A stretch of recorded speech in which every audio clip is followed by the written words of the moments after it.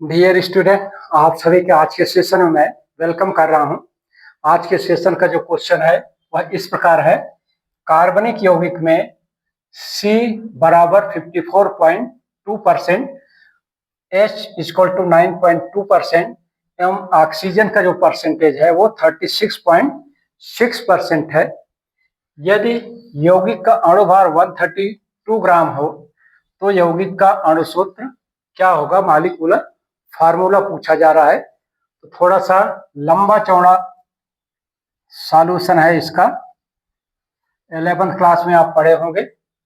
तो सॉल्यूशन को करते हैं, क्या आएगा?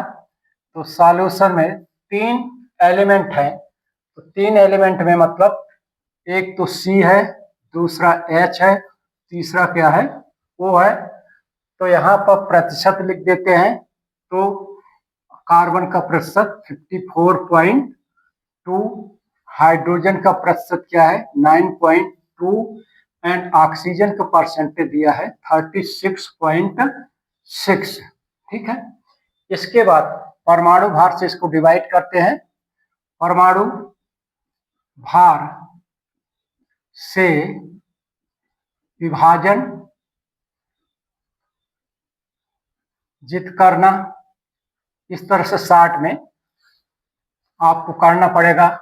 JEE नीट की परीक्षा में 54.2 डिवाइडेड बाई कार्बन का एटॉमिक मास 12 होता है, तो 12 कर दिए। यहाँ पर 9.2 डिवाइडेड बाई 1 होता है और यहाँ पर 36.6 डिवाइडेड बाई 16 हो गया। इसका कुल मिला के जो भागफल आएगा, भागफल क्या हो जाएगा? इसमें 12 का किए तो 60, मतलब 4 लगभग 38 आएगा इसका, या 4.52 के लगभग आएगा। ये हो जाएगा। इसकी वैल्यू 9.2 आएगी। इसमें 16 का डिवाइड किए 16 का, ये 2.16, 16 2 जा 36 और 32 एंड 4 एंड 16 हो जाएगा ये 2, लगभग ये आ जाएगा 29 के। तो इस तरह से अब इसमें पूर्णांक बनाने के लिए पूर्णांक बना लेते हैं। तो सबसे छोटी संख्या से डिवाइड कर देते हैं। ये हो जाता है 4.52 डिवाइडेड बाई सबसे छोटी संख्या 2.29। इसमें 9.2 में 2.29 का डिवाइड करते हैं और इसी तरह से इसमें डिवाइड करते हैं 2.9, 2.29। तो इसका भागफल आ जाएगा 1, इसका भाग आ जाएगा लगभग 4 और इसका आ जाएगा 2 आ जाएगा। तो इस तरह से जो मूलानुपाती सूत्र बनेगा, मूलानुपाती सूत्र यौगिक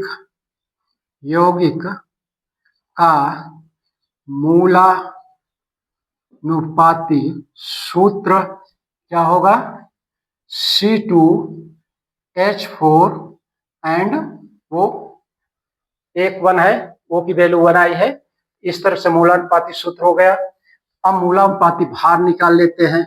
मूलानुपाती भार बराबर क्या हो जाएगा?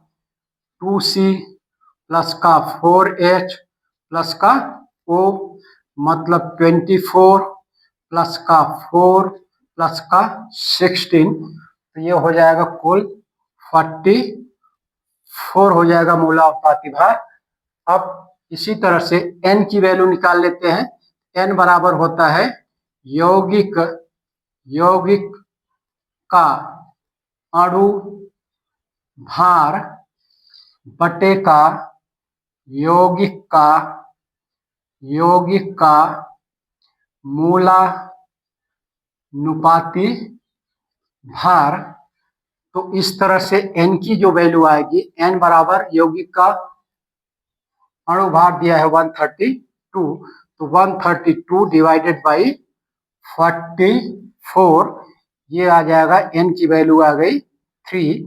सो दैट अणु सूत्र अणु सूत्र बराबर होगा, क्या होगा, इसमें 3 का मल्टीप्लाइड कर दिए, 3C2H4O, ये बन जाएगा आपका C6H12O3। तो इस तरह से डियर स्टूडेंट इसका आंसर होगा। तो इसका आंसर क्या होगा, ये 4 ऑप्शन आंसर में 4th जो ऑप्शन है वो राइट होगा। तो इस तरह से डियर स्टूडेंट इसका शॉर्ट में आप जल्दी जल्दी करेंगे, कोई मैकेनिज्म, कोई थ्योरी, कोई फॉर्मेलिटी नहीं करना, सीधा एलिमेंट लिखिए, एलिमेंट के नीचे उसका परसेंटेज लिखिए, उसके बाद परमाणु भार से डिवाइड कर दीजिए। ऐसे आप 11th में करते आए हैं। और राउंड फिगर में ये तत्वों की संख्या निकाल लीजिए, जिसको बोलते हैं मोलों की संख्या। तो मोलों की संख्या आ गई 241, और मोलों की संख्या से आप क्या निकाल लेंगे, मूलानुपाती सूत्र। मूलानुपाती सूत्र अगर पूछा है तो मूलानुपाती सूत्र यहाँ तक आ जाएगा। अगर अणुसूत्र बोला है तो फिर अणुसूत्र के लिए आप इतनी प्रोसेस और करना पड़ेगा।